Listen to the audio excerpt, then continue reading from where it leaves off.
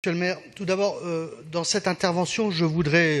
me faire le simple porte-parole des membres de l'association pour le quartier de Saint-Vincent-de-Paul.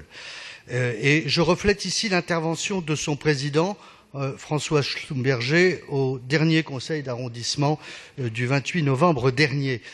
Dans cette intervention, il est clair que transparaissait d'abord le désarroi des membres de l'association dans ce qu'il serait convenu d'appeler la superficialité de la concertation avec la mairie du 14e. Et il a mis précisément en cause dans cet alibi de concertation qu'on ne discute pas du fond, c'est-à-dire qu'on ne touche pas aux invariants du projet, mais l'échange porte sur la cosmétique de ce grand projet d'aménagement,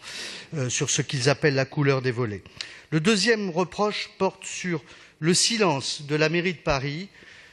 aux deux demandes d'échange proposées par l'association par lettre en mars 2015 et en avril 2016 et qui sont jusqu'à aujourd'hui restées sans réponse.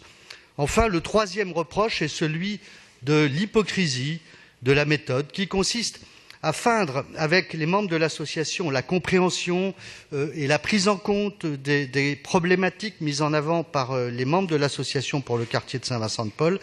et en coulisses, en quelque sorte par derrière, à encourager les initiatives et en particulier les vœux qui vont à l'encontre, cette fois, des souhaits des riverains. Ce double langage est particulièrement mal supporté.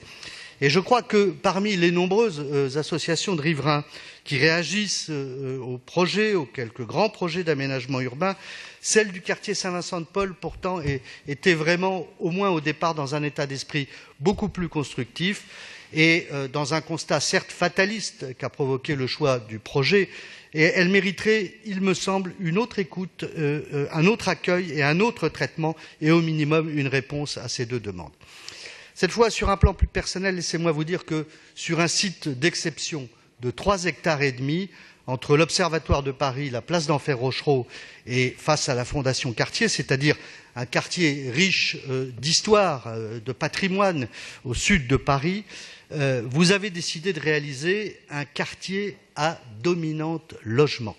comprenant au moins 50% de logements exclusivement constitués des catégories les plus sociales, PLAI, PLUS, et une proportion de 15% de super PLAI, tout ceci destiné évidemment aux populations les plus fragiles, aux personnes cumulant les difficultés économiques et sociales, dont les ressources sont inférieures de 60% au traditionnel plafond de ressources exigé par les PLUS. C'est en tout cas le vœu adopté par ce Conseil de Paris il y a un mois. Alors, outre le fait qu'on est loin, dans l'idée de réaliser un projet de quartier à dominante logement, de réinventer Paris et de ce souffle d'un appel à l'innovation urbaine, à des solutions inédites, à la révolution des usages, la concentration dans un ensemble de 43 000 m² de surface de plancher, de 70% de logements sociaux, c'est-à-dire plus de 30 000 m², dans un arrondissement, le 14e,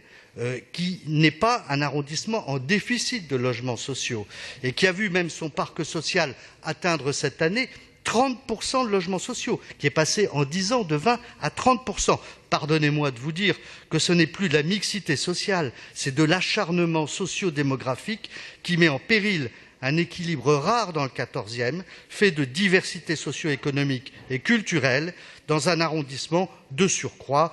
avec un pourcentage de logements sociaux nettement supérieur à la moyenne et aux obligations légales. Et ce ne sont pas les 6 000 m² d'un grand équipement privé d'intérêt général au nom abscon de Synaspic qui est de nature à relever l'ambition de ce projet. Voilà. Ce que je voudrais dire en conclusion devant ce constat, c'est qu'on a une quadruple absence. Une absence d'ambition d'abord pour le 14e arrondissement, excusez-moi de dire ça devant la maire du 14e arrondissement, une absence de vision sur un grand défi, 3,5 hectares de parcelles à Paris, c'est quand même suffisamment rare pour qu'on s'arrête dessus, une absence de concertation, et on vient de le constater avec l'association de Saint-Vincent-de-Paul, une absence de passion partagée pour ce projet par l'ensemble de tous les habitants du 14e arrondissement, qui provoque d'ailleurs dans l'ensemble du 14e arrondissement, une immense déception. Je vous remercie.